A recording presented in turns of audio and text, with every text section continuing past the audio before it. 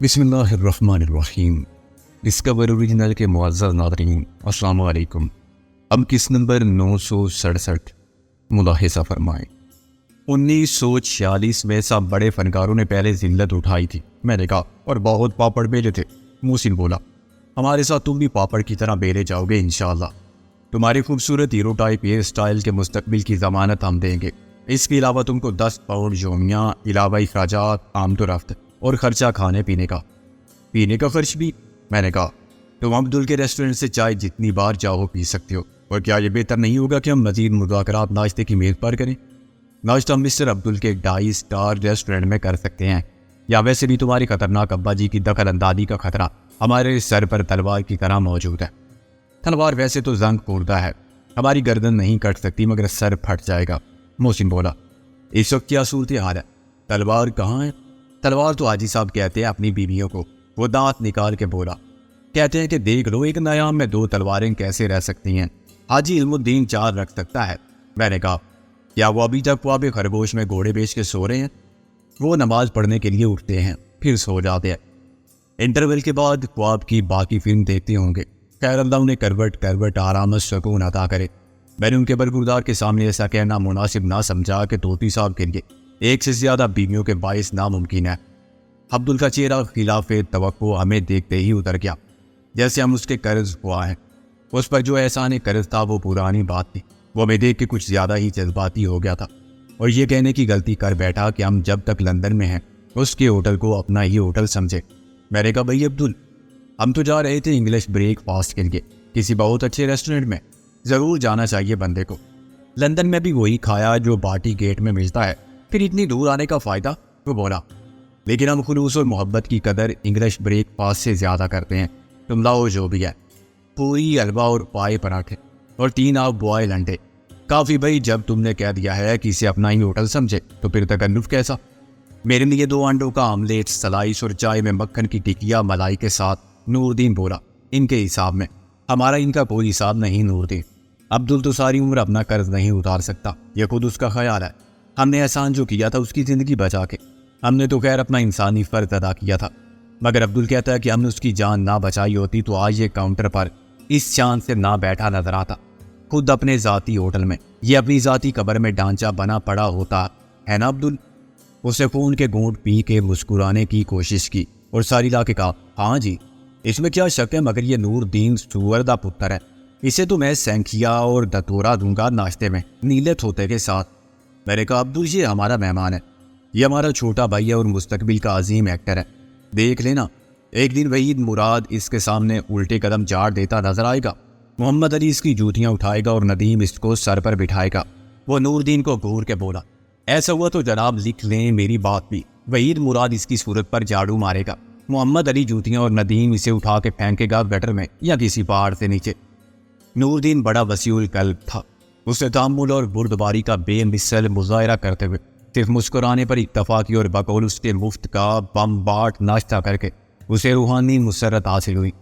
باجی مسٹر نور الدین، میں نے بلا کر مطلب کی بات کی، تمہاری قسم کا کردار کر سکتے ہو، ظاہر ہر طرح کا اولیا بنا سکتے ہو، میک اپ سے چہرہ بدلنا تمہارے بائیں ہاتھ کا کھیل ہے۔ ابا جی تو بہت گالیاں دیتے ہیں کہ ہر کام الٹے ہاتھ سے کرتا ہے، اس لیے سیدھا کام بھی الٹا ہو جاتا ہے، وہ سمجھتے ہی نہیں کہ میں پیدائشی لیفٹ ہینڈر ہوں۔ میں نے کہا، سمجھ جائیں گے ایک دن۔ یہ بتاؤ کہ تم محسن کو کیا بنا سکتے ہو الو بنانے کے علاوہ؟ محسن نے سر ہلایا، میں تمہارا ہم شکل نظر آنا بھی نہیں چاہتا، تم اسے میک اپ کر کے یا کرا کے اتنا بدل دو کہ یہ پہچانا نہ جائے، تم اسے جوگی، فقیر، پوسٹ مین یا وردی والا بس کنڈکٹر، بوڑھی میم یا مس افریقہ جو چاہو بنا دو، اور خود بھی ایسا بیس بدل دو کہ تمہارا باپ بھی تم کو پہچان نہ سکے، اسی میں تمہاری سلامتی ہے۔ محسن بولا، پہچان دیا تو وہ تمہیں گنجا کر دے گا۔ میں نے اس سے خبردار کیا، بلا وجہ نور الدین کو دہشت زدہ مت کر، اس کے سر کی زلفوں کو پورا تحفظ حاصل ہے، میں خود بھی جیسا نظر آ رہا ہوں ایسا نظر نہیں آنا چاہتا۔ نور الدین نے ڈکار لے کر کہا، یہ تو کوئی مشکل کام نہیں، مگر مجھے ابھی تک تم نے ڈرامے کے بارے میں کچھ نہیں بتایا، میرا مطلب ہے اسکرپٹ وغیرہ۔ میں نے کہا، اسکرپٹ ہوتا ہے اسٹیج ڈرامے کا، اور یہ حقیقی زندگی کا ڈرامہ، میں تم کو بتاتا رہوں گا کہ تمہیں کیا کرنا ہوگا، تمہاری اصل ذمہ داری ہے اپنا اور ہمارا میک اپ سے چہرہ بدلنا، پوریا تبدیل کرنا، یہ تو کوئی مشکل کام نہیں۔ میں تم کو اس دکان پر لے جاتا ہوں جو تھیٹر گروپس کو اور آرٹسٹوں کو ان کے کردار کے لیے کرائے پر چیزیں دیتا ہے، داڑھی، مونچھیں، وگ اور ماسک، کاسٹیوم۔ لیکن میں نے کہا آگے بولو مسٹر نوردین۔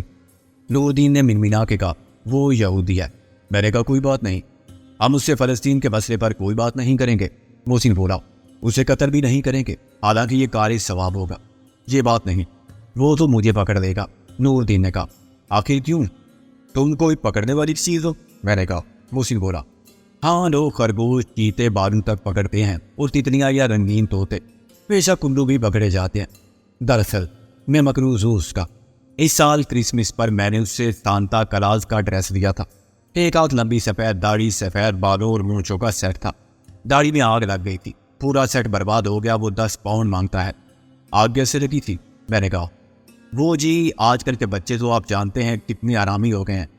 محسن نے سر ہلایا۔ تمہارے والد کی اس بات سے ہم پوری طرح اتفاق کرتے ہیں، تم کو دیکھتے ہوئے۔ وہ بولا میں کرسمس پر ایک بچے کو کھلونے اور گفٹ دینے گیا جس کا آرڈر اس کے ماں باپ دے کر آئے تھے۔ کرسمس پر گفٹ شاپس کمیشن کی بنیاد پر سانتا کلاز رکھ لیتے ہیں۔ میں نے بھی پارٹ ٹائم جاب کر لیا تھا۔ وہ بچہ ہوگا 7-8 سال کا، مگر جناب مجھے دیکھتے ہی اس نے کہا الو بناتے ہو مجھے، یہ دیکھو رسید، میرے ڈیڈی نے یہ گفٹ خریدے ہیں، تم فلاں شاپ سے آئے ہو نا؟ نہیں چاہیے مجھے یہ فضول کھلونے۔ میں نے سائیکل مانگی تھی، وہ مجھے ٹرکھانے پر آمادہ ہے۔ میں نے سانتا کلاز کی طرح کہا کہ اچھے بچے ایسی باتیں نہیں کرتے، تو اس نے کہا کہ زیادہ ایکٹنگ مت کرو، میں تو ویسے ہی بہت آرامی ہوں۔ اور یہ کہتے ہوئے اس نے لائٹر نکال کے میری داڑھی جلا دی اور مجھ پر اسپرے کر دیا پرفیوم کا۔ میں نے ایک دم داڑھی، مونچھیں، وگ اتار کے پھینکے ورنہ چہرہ جل جاتا۔ میں نے کہا چلو 10 پاؤنڈ ہم ادا کر دیں گے۔ اب 15 پاؤنڈ ہو گئے ہیں، 1 پاؤنڈ ماہانہ سود لگاتا ہے وہ۔ چلو جتنے بھی ہیں۔ میں نے کہا سامان تو سب مل جائے گا نا؟ ہاں سامان تو اچھا ہے اس کے پاس، لیکن محسن نے میز پر مکہ مارا۔ عبدل لپک کر آیا۔ سر جی بل کی کوئی بات نہیں، لیکن میز کرسی تو مفت میں مت توڑے۔ میں نے کہا عبدل کیا تمہیں یاد ہے ہم نے ان گوروں کا کیا حال کیا تھا جو تمہیں قتل کرنے والے تھے؟ اسے خفت سے کہا یاد ہے جی۔ غصے میں ہم کاروں کا بھی وہی اثر کرتے ہیں، بلکہ رنگ دیکھتے نہیں، جو سامنے آ جائے اسی کا آملیٹ بنا دیتے ہیں۔ وہ فوراً سامنے سے ہٹ گیا۔ ریستوران میں اس وقت 4 گورے بھی تھے اور 2 کالے بھی۔ محسن نے کہا کیا میں دوسرا مکہ مار کے پوچھوں؟ لیکن کیا؟ نوردین نے کہا اس کی ایک لڑکی ہے بہت خوبصورت۔ میں نے کہا سوری، ہم تمہاری اس سے شادی نہیں کرا سکتے۔ یہ بات نہیں عجیب، دعا کریں وہ دکان پر نہ ملے۔ میں نے اور محسن نے ایک دوسرے کی طرف دیکھا اور دعا کے لیے ہاتھ اٹھا دیے۔ اے خدا ہمیں اس یہودی کی بیٹی کے دیدار حسن سے بچا۔ نوردین نے سر جھکا کر کہا آمین۔ دراصل میں اس کا بھی مقروض ہوں۔ ایک بار وہ ڈیٹ پر میرے ساتھ گئی، ڈنر کے بعد چلی گئی یہ گوریلے جیسے ابشی کے ساتھ۔ دوسری بار میں نے بدلہ لے لیا، اس کو ساتھ لے گیا، وہ ڈنر کے بعد خود فرار ہو گیا۔ بل اسے دینا پڑا 27 پاؤنڈ۔ محسن نے کہا پتر نوردین تمہارے بالوں کی انشورنس پالیسی ہمیں بہت مہنگی پڑ رہی ہے، تم چھوڑو ڈرامے کا چکر، گنجے ہو جاؤ۔ میں نے کہا ہاں فرض کرو یہ 27 پاؤنڈ بھی ہم ادا کر دیں تو تم پھر لیکن کا چکر چلا دو گے؟ نہیں جی، اور کوئی نہیں لیکن۔ دراصل اس یہودی کے سوا میں کسی کو جانتا بھی نہیں جس کے پاس آپ کی ضرورت کا سامان ہے۔ ویسے تو لندن میں بہت ہوں گے مگر سب ضمانت مانگتے ہیں۔ اوکے 37 پاؤنڈ میں ہم تمہیں یہودی سے اور یہودی کی بیٹی کے ہاتھوں قتل ہونے سے بچا لیں گے، لیکن مجھے 10 پاؤنڈ نہیں دیں گے؟ نوردین منمنا کے بولا تمہیں بھی مل جائیں گے 10 پاؤنڈ۔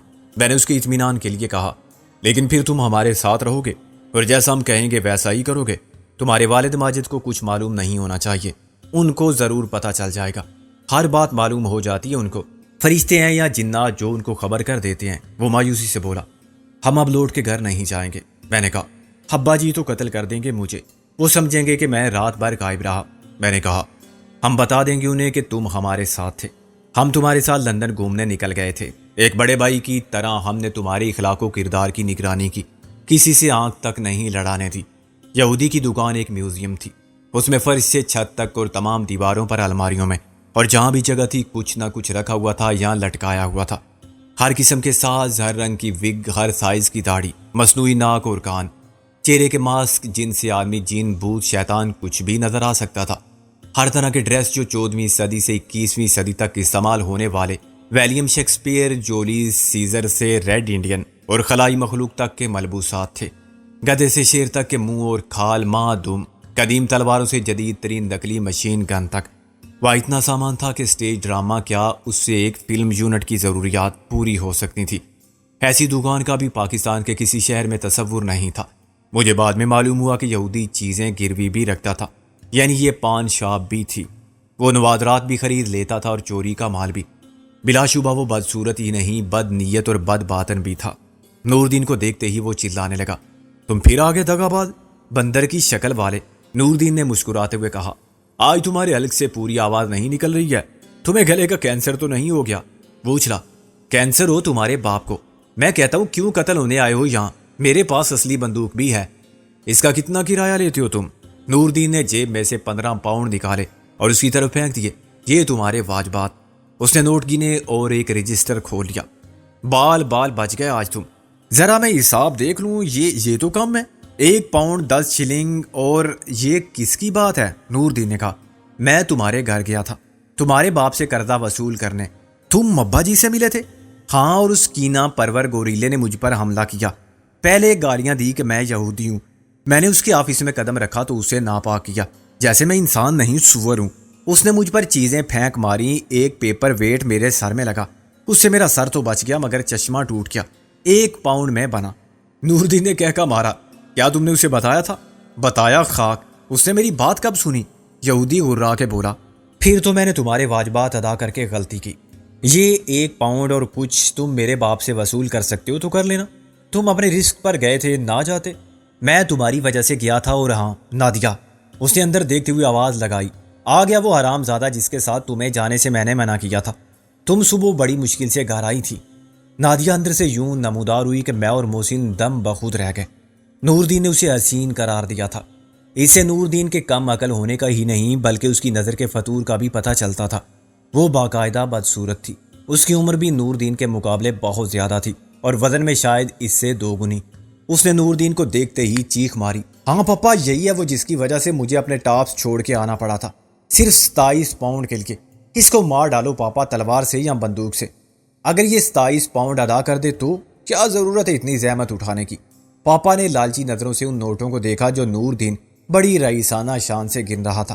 یہ لو 27 پاؤنڈ، ویسے مجھے یقین نہیں کہ نادیہ نے وہاں اپنے ٹاپس چھوڑے ہوں گے، میں جانتا ہوں اس ہوٹل کے مینیجر کو، اسے موٹی بھینس جیسی لڑکیاں بہت مرغوب ہیں۔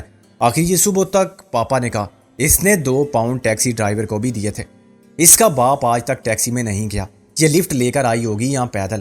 مجھے ٹھگنے کی کوشش مت کرو، میں کچھ اور سامان لینا چاہتا ہوں، بدماشی کرو گے تو کہیں اور چلا جاؤں گا۔ نور دین بڑا کائیاں ثابت ہو رہا تھا۔ یہودی کا موڈ ایک دم بدل گیا، ایسی کوئی بات نہیں، یہ کون ہے تمہارے ساتھ؟ یہ بڑے مشہور رائٹر اور ڈائریکٹر ہیں، ڈرامے کے لیے نئے ایکٹر لینا چاہتے ہیں، ٹرائل کے لیے کچھ سامان چاہیے، اگر تم اس کے ہیرو کا پارٹ کرو تو نادیہ کا خیال رکھنا، اس کی بڑی اچھی جوڑی بنے گی تمہارے ساتھ۔ وہ گنجے سر پر ہاتھ پھیر کے بولا۔ نادیہ نے آگے جھک کر کہا، پچھلی باتیں بھول جاؤ، میں پھر ڈنر پر جا سکتی ہوں تمہارے ساتھ۔ احمق نور دین پھر پٹری سے اترنے لگا، اچھا واقعی تم چلو گی؟ میں نے اسے ٹوکا دیا، خبردار، تم پھر اس یہودی کی بیٹی کے جال میں پھنس رہے ہو، کیا 37 پاؤنڈ کا جرمانہ ادا کر کے بھی تمہیں عقل نہیں آئی؟ محسن نے کہا، بس سامان لو اس سے اور چلو۔ میں نے اپنے لیے ایک پادری کا لباس منتخب کیا، اپنی داڑھی کے ساتھ لمبا کالا کوٹ اور اونچا پاناما ہیٹ، گول شیشوں اور 0 نمبر والا شیشہ، لانگ بوٹ اور سیاہ پتلون پہن کے، ایک ہاتھ میں عصا اور دوسرے میں بائبل جیسی کتاب تھام کے میں قدیم کیتھولک چرچ کا فادر بن سکتا تھا۔ محسن ایک بدھ بخشو بننا چاہتا تھا مگر یہ کام مشکل تھا۔ گہروے رنگ کی دھوتی تو دستیاب تھی جو بخشو نیچے سے اوپر تک بس لپیٹ لیتے ہیں مگر وہ سر بھی صاف کرا دیتے ہیں اور ننگے پاؤں پھرتے ہیں۔ تاہم یہودی نے اس کی حوصلہ افزائی کی اور مدد بھی۔ یہودی کی بیٹی اس لحاظ سے میک اپ مین یا وومن تھی کہ اسے تھیٹر کے اداکار مدد کے لیے بلاتے رہتے تھے، وہ کرداروں کے مطابق ان کے چہرے بناتی یا بگاڑتی رہتی تھی۔ میں نے اسے فراخ دلی سے معقول معاوضے کی پیشکش کی تو اس نے میرا اور محسن کا چہرہ اور حلیہ بالکل بدل دیا۔ تم تو بڑی کمال کی چیز ہو، میں نے خود کو آئینے میں دیکھتے ہوئے کہا۔ وہ شرمانے لگی۔ میں دنوں رات آپ کے کام آ سکتی ہوں۔ نور دین نے گڑے جیسا سا ہلایا، جیسے سب کے کام آتی ہے۔ محسن نے کہا، اللہ اسے خدمت خلق کی جزائے خیر دے، ہم اسے افورڈ نہیں کر سکتے، معاشی طور پر بھی اور اخلاقی طور پر بھی۔ یہودی کی بیٹی نے کہا، نور دین تمہارا کیا کردار ہے ڈرامے میں؟ آج تک کسی نے تمہیں اچھا کردار نہیں دیا۔ نور دین نے اپنی خودی کو بلند رکھا۔ بڑے لوگوں، فنکاروں اور سائنسدانوں کو دنیا نے بڑی دیر میں پہچانا۔ میں نے کہا، اکثر تو ان کی صلاحیت کو ان کی زندگی میں تسلیم ہی نہیں کیا گیا۔ ان کو مرنے کے بعد عزت ملی، لیکن تم کو مایوس ہونے کی ضرورت نہیں۔ تمہارے لیے ایک کردار پاگل کا ہے اور ایک فقیر کا، دونوں تم اپنی فطری صلاحیت اور عادات و اعتبار کے باعث آسانی سے کر لو گے۔ موسی نے کہا ہرگز نہیں، اس سے پہلے ہی مجھے پولیس پکڑ لے گی، نور دین بولا۔ نور دین بلاخر سب سے آسان الیا بنانے میں کامیاب ہو گیا۔ وہ اپنے اصلی لمبے بالوں کے ساتھ میچ کرنے والی داڑھی اور مونچھیں لگا کے مولانا بن گیا۔ اس نے پتلون پر اسی قسم کی لنگی چڑھا لی جیسے ملائیشیا وغیرہ میں پہنی جاتی ہے۔ یہ کچھ زنانہ پیٹی کوٹ ٹائپ چیز تھی۔ چار کھانے والے کپڑے کو گول کر کے سی لیا گیا، اوپر سے کمر پر ادار بند سے باندھا جا سکتا تھا، مگر نور دین کی لنگی میں الاسٹک تھا۔ اس نے 0 نمبر کے شیشوں والی اینک بھی لگا لی۔ یہودی کی بیٹی نے کوئی لوشن لگا کے ہمارے چہروں کا رنگ بھی ہماری پسند کے مطابق کر دیا۔ نور دین کو ہم نے سیاہ فام نظر آنے کے فوائد کا قائل کر لیا۔ محسن کا رنگ جاپانیوں جیسا زردی مائل ہو گیا۔ میرا گندمی رنگ اتنا صاف ہو گیا کہ میں گورا پادری نظر آنے لگا۔ یہودی کی بیٹی نے اپنی خدمات کا معاوضہ 10 پاؤنڈ وصول کیا اور اس کے باپ نے 10 پاؤنڈ کرایہ ایڈوانس وصول کرنے کے علاوہ 50 پاؤنڈ بطور ضمانت رکھے۔ مجھے کیا معلوم کہ تم لوٹ کر آؤ گے یا نہیں، اس نے کہا۔ نور دین بہت خفا ہوا۔ اب کیا فرق پڑتا ہے اگر ہم واپس نہ آئیں؟ جتنی مالیت کا یہ سامان ہے اس سے 2 گنا تم نے کرائے کی صورت میں وصول کر لیا ہوگا، وہ بولا۔ میں اسے کافی نہیں سمجھتا، اتنا ہی اور کیوں نہ وصول کروں میں؟ اس کے علاوہ کیا تمہیں مجھ پر اعتبار نہیں؟ نہیں، تم مجھے اچھی طرح جانتے ہو، نور دین چلا کے بولا۔ جانتا ہوں، اسی لیے تو اعتبار نہیں کر سکتا۔ اب باہر نکل کے تم کیا فراڈ کرتے ہو اس کا ذمہ دار میں تو نہیں، نہ میں کوئی رسید دیتا ہوں اور نہ اس لباس میں میری دکان کی مہر ہے۔ سچی بات تو یہ ہے کہ اس طرح بیس بدل کے تم کہیں ڈاکہ ڈالو یا قتل کر دو کسی کو اور پھر پکڑے جاؤ تو میں تمہیں پہچاننے سے بھی انکار کر دوں گا۔ میں نے 70 پاؤنڈ دے کر یہ بحث ختم کی۔ فکر مت کرو، اگر ہم پکڑے گئے تو سچ صرف سچ اور سچ کے سوا کچھ نہیں بولیں گے۔ میں نے اپنے سینے پر صلیب بنائی، خداوند یسوع مسیح تم پر اور نادیہ پر رحم کرے۔ ہم دکان سے باہر نکلے تو کچھ لوگوں نے ہمیں دلچسپی سے دیکھا۔ ہم 3 مختلف مذاہب کی نمائندگی کر رہے تھے۔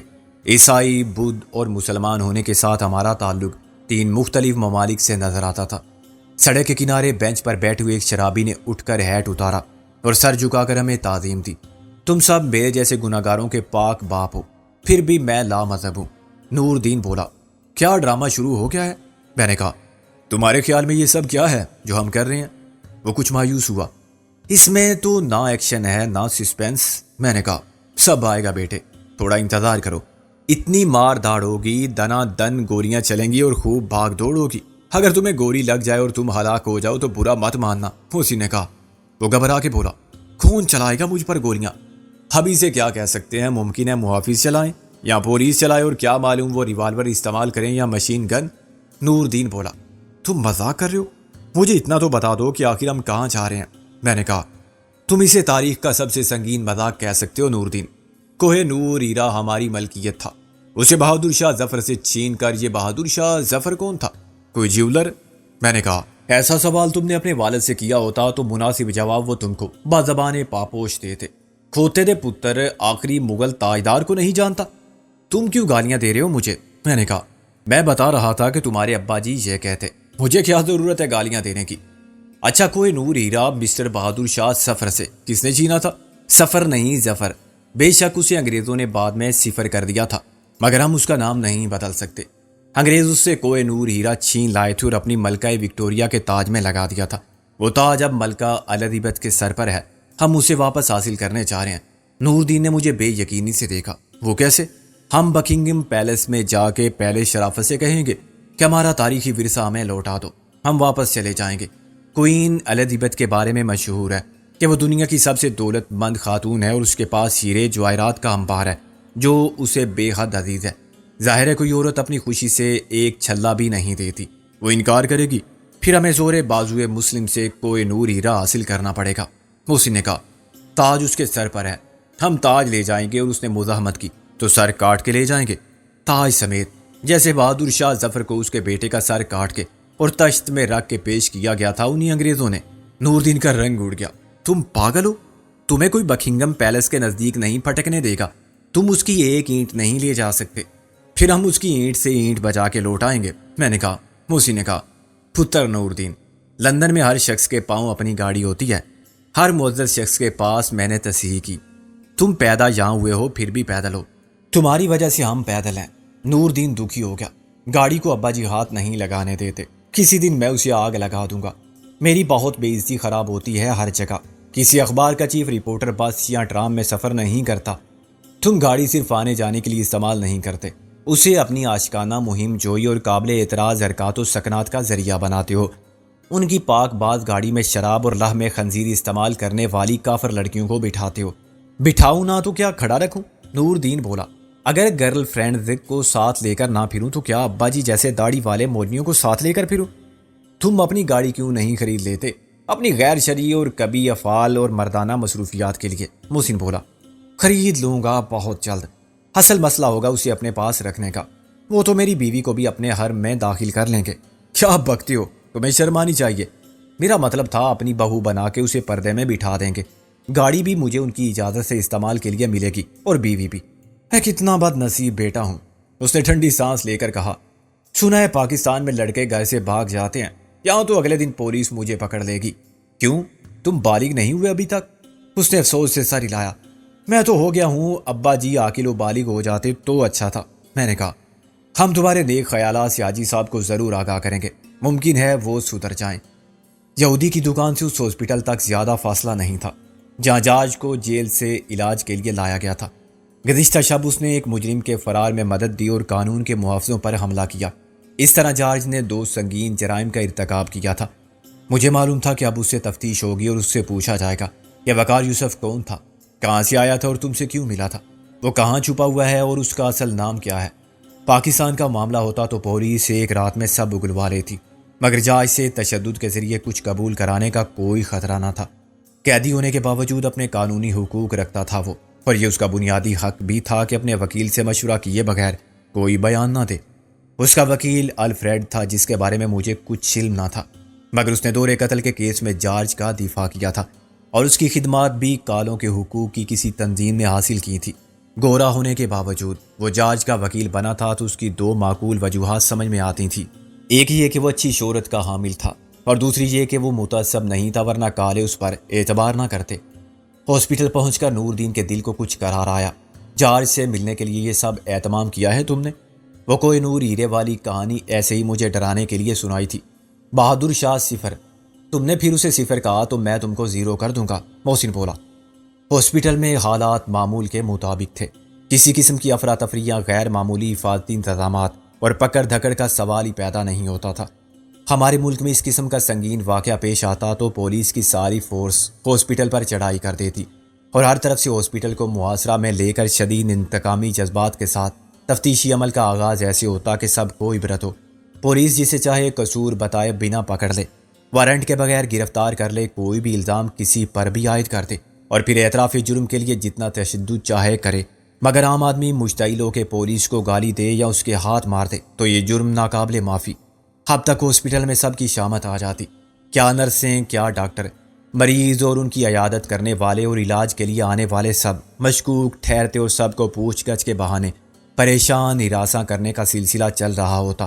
مگر یہاں ہاسپٹل محفوظ و مامون تھے اور عبادت گاہوں کی طرح ان کے تقدس کو پامال نہیں کیا جا سکتا تھا۔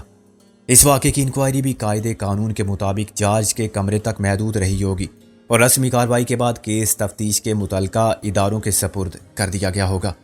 باہر دروازے پر مجھے پولیس کا ایک سارجنٹ نظر آیا جو پہلے نہیں تھا۔ یہ اضافی بندوبست خصوصی انتظام کا حصہ سمجھا جا سکتا تھا۔ سارجنٹ صرف اندر سے باہر جانے والوں کو دیکھ رہا تھا اور اس کی ڈیوٹی بھی اتنی ہی تھی کہ جارج کو ہاسپٹل سے فرار نہ ہونے دے۔ بے فرد محال وہ اپنے کمرے کے باہر موجود پولیس گارڈ کو جل دے کر نکل آنے میں کامیاب ہو جائے تو مین گیٹ پر پکڑا جائے۔ ممکن ہے وہ آنے والوں پر بھی نظر رکھے ہوئے ہوں، مگر وہ کسی سے تعارض نہیں کر رہا تھا۔ مریض اور دوسرے لوگ اس کی موجودگی سے بے نیاز آ جا رہے تھے۔ ہم 3 کو بھی اس نے بس سے ایک نظر دیکھا اور پھر دوسری طرف متوجہ ہو گیا، حالانکہ ہم دیکھنے میں 3 مختلف مذاہب، نسلوں اور قوموں کے نمائندے تھے جو عام طور پر ایک ساتھ نظر نہیں آتے۔ نور دین نے ہم کو ویٹنگ روم میں چھوڑ دیا۔ ایک تو وہ اولیے سے ہی مسلمان لگتا تھا اور انگریز یا یہودی اگر فی سبیل اللہ کسی سے مذہب کی بنیاد پر اناد رکھتے ہیں تو وہ مسلمان ہے۔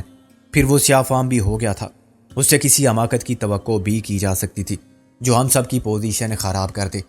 میں نے اور محسن اس برآمدے کی طرف مڑتے ہی جس کے آخر میں جارج کا کمرہ تھا پہلے دروازے پر دستک دی اور اجازت ملنے پر اندر چلے گئے۔ اس کمرے میں ایک بہت موٹی عورت اکیلی لیٹی ہوئی تھی۔ اس نے ہمیں دیکھ کر اٹھنے کی کوشش کی مگر میں نے اسے اشارے سے لیٹے رہنے کو کہا۔ اس نے میرے ہاتھ پکڑ کر کہا، ہولی فادر، میرے لیے دعا کرو کہ میں اس معذور زندگی کے جنجال سے چھوٹ جاؤں۔ میں نے لہجہ بنا کر کہا، زندگی ہر حال میں خدا کی عطا کردہ نعمت ہے، بہرحال ہم تمہارے لیے اجتماعی دعا کریں گے۔ اجتماعی دعا؟ اس نے حیرانی سے کہا، ہاں، یہاں تمام مذاہب کا روحانی اجتماع ہو رہا ہے۔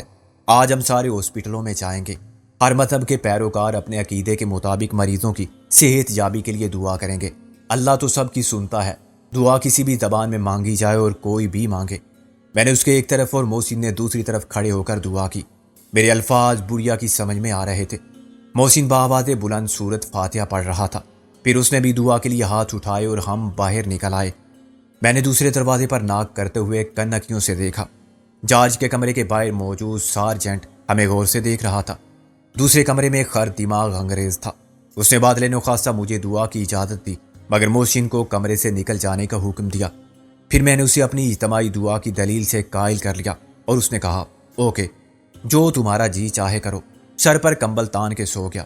تیسرے کمرے میں ایک خبتی قسم کا فلاسفر تھا جو ہم سے روحانیت کے فلسفے، اجتماعی دعا اور عقائد پر بحث کرنا چاہتا تھا۔ ہم نے بڑی مشکل سے جان چھڑائی۔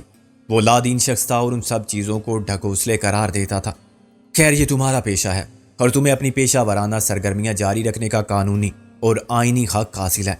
اگر تمہیں دعا کر کے تسکین ملتی ہے تو مجھے بھی کوئی تکلیف نہیں، بس یہاں کے کوئی شور نہ کرے جس سے مجھے ذہنی اذیت ہو۔ چوتھے کمرے میں اس کے برعکس کٹر مذہب پرست مریض موجود تھے۔ بڑی مشکل سے ہماری جان چھوٹی۔ وہ چاہتا تھا کہ ہم اس کے لیے کم سے کم آدھا پون گھنٹہ دعا تو کریں۔ اس نے محسن کی دعا کا مطلب بھی پوچھا اور اس کے ہاتھ بھی چومے۔ ہر کمرے میں ہمارا تجربہ مختلف اور دلچسپ رہا، لیکن ہم نے جس مقصد کے حصول کی خاطر یہ ڈرامہ کیا تھا وہ کامیاب رہا۔ جب ہم جارج کے کمرے کے دروازے پر پہنچے تو سارجنٹ نے کہا، ہولی فادر، یہاں ایک قیدی ہے۔ میں نے کہا، قیدی؟ کیا یہ ہاسپٹل نہیں ہے؟ ہاسپٹل میں قیدی مریض لائے جاتے ہیں۔ وہ بولا، اوہ، انہیں دعا کی زیادہ ضرورت ہوتی ہے۔ میں نے کہا، ان کے جرائم کی زندگی اور ان کے گناہوں کے لیے زیادہ قابل رحم ہیں ایسے لوگ جو خدا سے بھی دور ہیں اور اس کے بندوں سے بھی۔ اللہ تم پر رحم کرے اور تمہارے ساتھ کبھی ایسا نہ ہو۔ اللہ رحم کرنے والوں کو پسند کرتا ہے۔ اس نے ساری لا کر کہا، یس فادر، لیکن آپ کچھ دیر ٹھہر جائیں۔ اس وقت قیدی کے پاس اس کا وکیل بیٹھا ہوا ہے۔ ہم دنیاوی قانون سے سروکار نہیں رکھتے، ہم آخرت کے وکیل ہیں۔ میں نے فلسفیانہ تدبر کے ساتھ کہا، ہمارے پاس وقت کم ہے اور دیکھا جائے تو ہم سب کے پاس وقت کم ہے، بس ہم سمجھتے ہیں کہ ابھی بہت وقت پڑا ہے، ہم نجات کی فکر نہیں کرتے۔ اس نے سوچ کر کہا، میں وکیل سے پوچھ لیتا ہوں۔ اس سے پہلے کہ وہ اندر جاتا، دروازہ کھلا اور وکیل باہر آ گیا۔ وہ سفید فام وکیل 60 سال کے قریب تھا مگر اس کی صحت اچھی تھی۔ اس کی شکل بھی مجھے بری نہیں لگی، شاید اس لیے اس پر نفرت، تعصب یا غرور کے جذبات کا کمینہ پن نہیں پایا جاتا تھا۔ اس نے سارجنٹ سے کہا، تھینک یو آفیسر، لیکن میں تم کو پھر جاج کے قانونی حقوق یاد دلا دوں۔ اس کے ساتھ کسی قسم کی زیادتی دوبارہ ہوئی تو میں ہرجانے کا سوٹ فائل کر دوں گا۔ ابھی تو میرے موکل نے مجھے روک دیا ہے۔ یس سر، سارجنٹ نے عادتاً کہا، میں کسی کے ساتھ زیادتی نہیں کرتا، دوسروں کی ذمہ داری نہیں لوں گا۔ وکیل نے برا سا منہ بنایا، تم سب ایک جیسی بات کرتے ہو، یہ کون مسخرے ہیں؟ اس نے مجھے اور محسن کو دیکھا۔ میں نے کہا، ہم برا نہیں مانتے، تم کچھ بھی کہہ سکتے ہو، یہ جارج کے لیے دعا کرنے آئے ہیں۔ کیا جارج نے کہا تھا؟ وکیل چونکا۔ ہم سب کے لیے دعا کرتے ہیں۔ میں نے کہا، ہر ہاسپٹل میں، قید خانوں میں اور پاگل خانوں میں جہاں بھی انسان مصیبت اور دکھ میں ہو، ہم ان کے لیے خدا کی رحمت طلب کرتے ہیں۔ یہ کام وہ خود بھی کر سکتے ہیں۔ وکیل پر تمسخر لہجے میں بولا، مگر کرتے نہیں۔ میں نے کہا، ہم یہاں روحانیت کے عالمی اجتماع میں شریک ہیں جس میں ساری دنیا سے ہر مذہب کے پیروکار آتے ہیں اور ہم اپنے اپنے عقیدے کے مطابق دعا مانگتے ہیں۔ مقصد ایک ہوتا ہے، الفاظ یا طریقہ الگ ہونے سے خدا کو فرق نہیں پڑتا۔ جس کے لیے تم دعا مانگتے ہو اسے کیا فرق پڑتا ہے؟ وہ بولا، کیا کیا ڈھونگ رچاتے ہیں لوگ مذہب کے نام پر۔ مذہب بھی پیشہ ہو گیا ہے۔ میں نے اس کی اشتعال انگیزی کو نظر انداز کر دینا مناسب سمجھا اور جب وہ چلا گیا تو سارجنٹ سے کہا، خداوند یسوع مسیح فرماتا ہے، اے خدا ان کو معاف کر دے کیونکہ یہ نہیں جانتے کہ یہ کیا کہہ رہے ہیں اور کر رہے ہیں، اور اپنے سینے پر صلیب بنا کے کمرے میں داخل ہو گیا۔ جارج کو دیکھ کر مجھے شاک لگا۔ اس کے سر پر سفید پٹی تھی اور آنکھوں کے نیچے ایک نیل بھی نظر آ رہا تھا۔ صاف ظاہر تھا کہ میرے جانے کے بعد پولیس نے اس کی گوشمالی کی تھی۔ ڈاکٹروں کے آنے تک اور دوسرے لوگوں کے پہنچنے تک ان کے لیے چند منٹ بھی بہت تھے۔ انہوں نے اپنا غصہ ضرور اتارا ہوگا۔ جاج نے حیرانی سے مجھے اور محسن کو دیکھا۔ کون ہو تم؟ کیا چاہتے ہو؟ اور اندر کیسے آئے؟ میں نے اسے ہونٹوں پر انگلی رکھ کے خاموش کیا۔ ڈرو نہیں جارج، ہم تمہارے لیے دعا کرنے آئے ہیں۔ شاید میری آواز نے اسے شش و پنج میں ڈال دیا۔ سارجنٹ نے تم کو کیسے اندر آنے دیا؟ ہم بے ضرر لوگ ہیں جارج، ابھی الفریڈ آیا تھا۔ جارج کی آنکھیں حیرت سے پھیل گئیں۔ تم؟ نام مت لینا، میں نے سرگوشی میں کہا۔ سب ٹھیک ہے نا؟ ہاں سب ٹھیک ہے۔ میں نے پولیس کو اپنا بیان لکھوا دیا ہے، ویسے ہی جیسے تم چاہتے تھے۔ وکیل کو بھی سمجھا دیا ہے۔ Very good. اب توتی صاحب تمہاری طرف سے کیس کریں گے۔ الفریڈ سے کہنا ان سے مل لے۔ ڈاکٹر شیلی مرڈر کیس کو تمہارے کیس سے الگ نہیں سمجھا جا سکتا۔ جب دلاور کو سزا ہوگی تو تمہاری سزا ختم ہو جائے گی اور اس کو صرف تمہاری گواہی پھانسی کے تختے تک پہنچا دے گی۔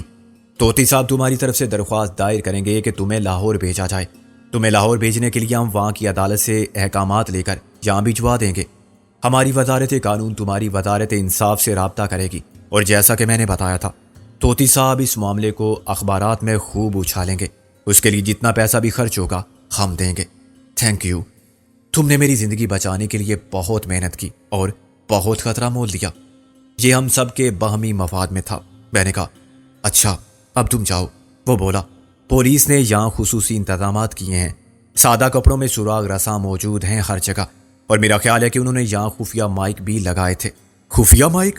میں نے چلا کر کہا تم نے پہلے کیوں نہیں بتایا تھا؟ تم نے تو ہمیں مروا دیا۔ محسن بولا ہماری یہ گفتگو بھی ریکارڈ کر لی گئی ہوگی، اور کیا پتہ باہر نکلتے ہی ہم دھر لیے جائیں۔ میں نے دروازہ کھولنے کی کوشش کی مگر وہ باہر سے مکفل تھا۔